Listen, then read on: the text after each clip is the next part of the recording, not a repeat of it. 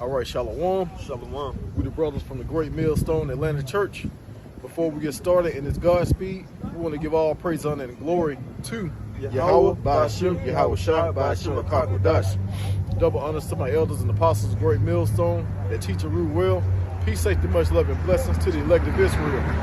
So recently, in the past week or so, somewhere overseas, I can't say because I lost the information of the video, but it was a bunch of heathens singing Yeshua's coming back.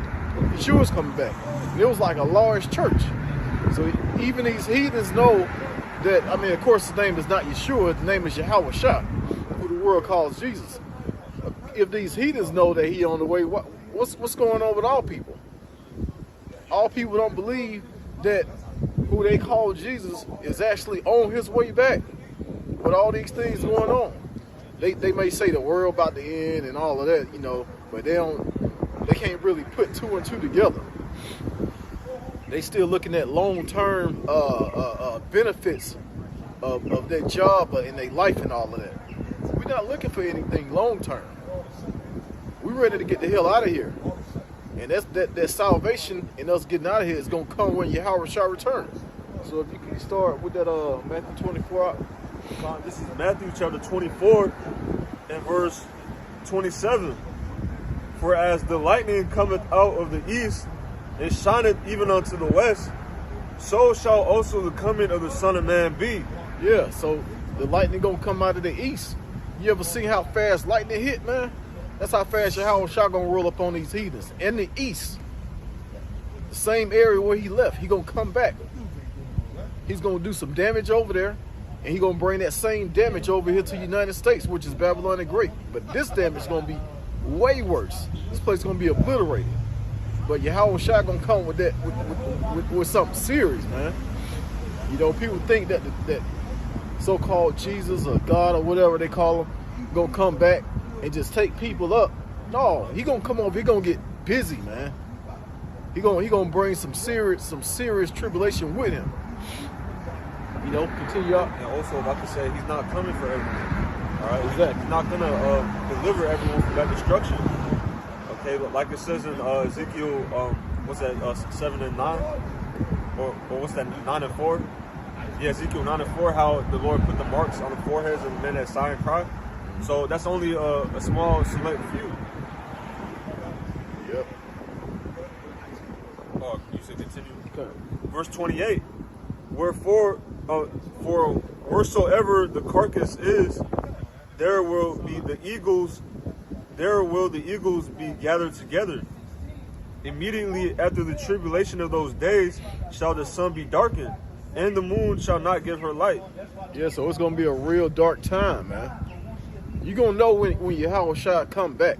Everything's gonna be dark. It's gonna be complete chaos out here. You're gonna be begging for salvation. You know, for even those that's out of the truth, man. And even at the end, you're gonna have those foolish virgins that didn't get it when they had the chance. They're gonna try and get it at the end, man. And the Lord gonna say, I know you not. Skip down to 30, Papa Shah. Okay, verse 30. And then shall appear the sign of the Son of Man in heaven, and then shall all the tribes of the earth mourn. Yep. And they shall see the Son of Man coming in the clouds of heaven with power and great glory.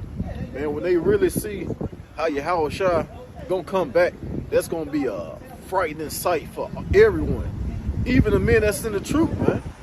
It's gonna mess us up, but we understand because we know the scriptures. We understand how he's gonna come back, but the Lord got to put the spirit on us to pretty much be able to not be afraid in that time. You know, because when Yahweh Shah actually pull up, everybody gonna be shaking. You know, even men like us, you know, we're gonna, we that good servant, you know, because if you go down in that same chapter, it talks about the good servant. You're gonna be questioning yourself. Did I do everything that I'm supposed to do? Get it in now, man. Get it in right now while you got the chance. Can I get a quick precept? This is Revelation chapter 1 and verse 7. It says, Behold, he cometh with clouds, and every eye shall see him, and they also which pierced him, and all kindreds of the earth shall well because of him. Even so, Amen. So, like the brothers we're going into, everyone's going to be shook up when they see Yahweh Shai, because that's something that the earth has never seen, right? The Father, a giant so-called UFO covering the whole sky, right? And there's a so-called giant black man on top of it, all right? The earth has never seen that, and then the earth has never seen a mass number of people getting beamed up. That's something that the earth has never seen. So a lot of people are going to be shook up over that. Okay. You got something else on that? No, that was it. Okay. I want to get this second Esdras 13. You can speak on it if you want to. Okay. Second Esdras chapter 13, and I'm going to start at verse 3. It says, and I beheld, and lo, that man waxed strong with the thousands of heaven. Right, that man is Yahweh Shai. And with the thousands of heaven, those are the armies of angels. That's why it says he's the Lord of hosts. That means the Lord of angels. I mean the Lord of armies. Okay. And when he turned his countenance to look, all the things trembled that were seen under him. So all creatures are going to be shaking when Yahweh Shai's in the sky. They're all going to tremble. All right. It says, and whensoever the voice went out of his mouth, all they burnt that heard his voice. All right. Finish that up. Like as the earth falleth when it filleth the fire. Right. So that voice that is going to burn everyone. That's the lasers. All right. That links up with Isaiah 66 and 15. Yep. He comes with fire. His chariots like a whirlwind. That's what that's talking about. The lasers, and they show that all throughout Hollywood movies. Okay. Verse 5 says, and after this I beheld, and lo, there was gathered together a multitude of men out of number from the four winds of the heavens to subdue the man that came out of the sea. Right, so that's going to be during World War III, and all these other nations, they're going to get their air force and their space force to try to fight against Yahweh Shai and the angels. All right, read on. I'm gonna kind of skip down a little bit. It says, verse 8, and after this, behold, and after this I beheld, and lo, they which were gathered together to subdue him were sore afraid, and yet does fight. Yeah, so those soldiers, they're going to be piloting them ships, all right, to try to fight against Yahweh Shai. They're going to be shook. They're going to be shitting themselves, all right?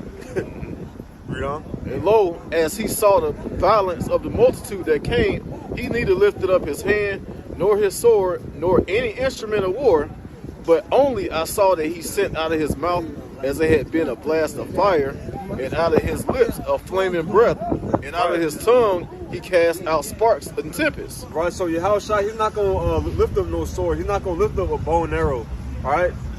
It's just going to be immediately a giant laser beam destroying all the armies, all right? And that's why it says in Revelation 12 that their place was found no more in heaven, all right? Because they're going to be taken out. Okay. And when these people, because people gonna actually see this, hey, this may be televised, man. Yeah. You know how he destroyed these armies. It's gonna be televised, and that's gonna put even more fear in people. Than man, folks gonna be having heart attacks and passing out when they see Yahweh Shai, man. So that was pretty much it. This is gonna happen real soon, man.